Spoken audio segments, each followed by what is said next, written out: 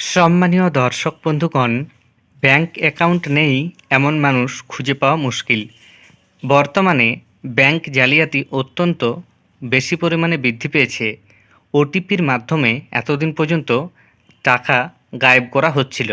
এবার ওটিপি ছাড়াই নানাভাবে টাকা গায়েব করা হচ্ছে।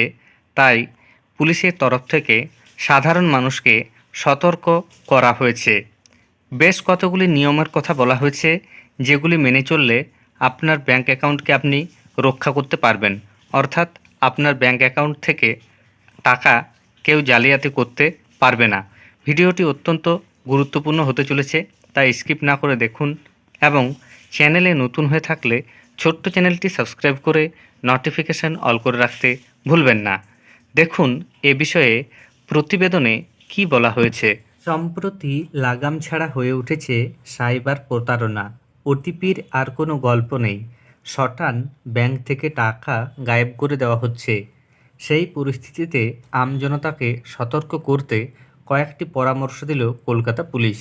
সাইবার জালিয়াতি রুখতে কী করতে হবে, কী করতে হবে না তা দেখে নিন। ব্যাংক অ্যাকাউন্ট সুরক্ষিত রাখতে কী করতে হবে।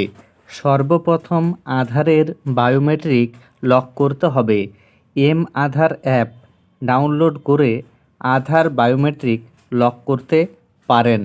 দ্বিতীয়ত বলা হচ্ছে কেওয়াইসি জমা দেওয়ার সময় অত্যন্ত সতর্ক থাকতে হবে। শেষ 4টি নম্বর ছাড়া আধার কার্ডের বাকি অংশ ঢেকে রাখার পরামর্শ দেওয়া হচ্ছে।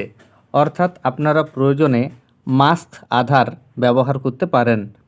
তৃতীয়ত বলা হচ্ছে ব্যাংক থেকে টাকা উধাও হয়ে গেলে যত দ্রুত সম্ভবত সংশ্লিষ্ট ব্যাংকের কাছে অভিযোগ জানাতে হবে। 24 ঘন্টার মধ্যেই অতি অবশ্যই টাকা ফেরত চাওয়ার কাজটা সেরে ফেলতে হবে গ্রাহকদের। ব্যাংক থেকে টাকা উধাও হয়ে গেলে বা কোনো জালিয়াতি হয়েছে বলে বুঝতে পারলে যত দ্রুত সম্ভব স্থানীয় থানা বা সাইবার ক্রাইম থানায় অভিযোগ দায়ের করতে হবে গ্রাহকদের। 5 নাম্বার বলা হচ্ছে অ্যাকাউন্ট থেকে টাকা উধাও হয়ে গিয়েছে, অর্থাৎ ধরুন কারো টাকা কেটে নিয়েছে এবং আপনি মেসেজ পেলেন, তারপর কি করবেন? তাহলে অবিলম্বে যেখানে আছেন সেখানকার এটিএমে যান, নিজের এটিএম কার্ড দিয়ে মিনি স্টেটমেন্ট দেখে নিন। গ্রাহকের অবস্থান বোঝা যাবে। সেটার সঙ্গে আধার এনেবেলড পেমেন্ট সিস্টেমের লোকেশন মিলিয়ে দেখা হবে। যদি সেই তথ্য না মেলে তাহলে বোঝা যাবে যে জালিয়াতি হয়েছে। এবার বলা হচ্ছে ব্যাংক অ্যাকাউন্ট সুরক্ষিত রাখতে কী করবেন না।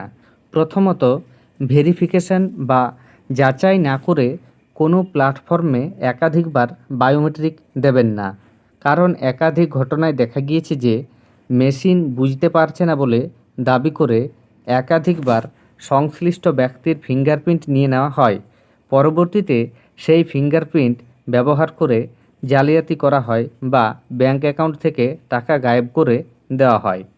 দ্বিতীয়ত বলা হচ্ছে ধুমধাড়াক্কা কোথাও আধার নম্বর দেবে না, অথবা অজানা কাউকে নিজের বায়োমেট্রিক দেওয়া থেকে বিরত থাকতে হবে। তৃতীয়ত বলা হচ্ছে আঙ্গুল ভেজা থাকলে বা আঙ্গুলে তেল থাকলে আধার এনেবেলড পেমেন্ট সিস্টেমে আঙ্গুলের ছাপ দিতে বারণ করা হয়েছে।